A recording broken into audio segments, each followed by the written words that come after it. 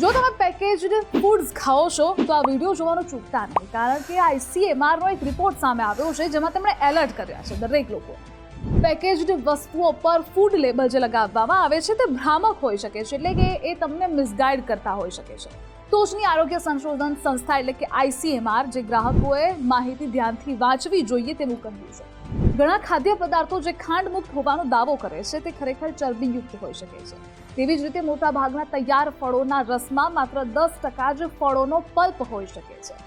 એટલે કે ICMRએ દરેક ગ્રાહકોને એલર્ટ રહેવા કહ્યું છે. આહાર માટે તંદુરસ્ત વિકલ્પો પસંદ કરવામાં થોડી સાવધાની રાખવી મહત્વપૂર્ણ છે.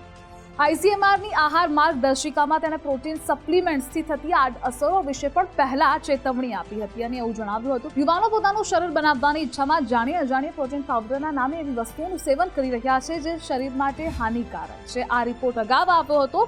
હાલમાં તેણે દરેક ગ્રાહકોને એલર્ટ રહેવા કહ્યું છે અને જેટલા પણ ફૂડ લેબલ હોય છે તેને ધ્યાનથી વાંચવા માટે પણ કહ્યું છે. આવી જ અપડેટ્સ માટે આપ જોતા રહો ગુજરાત.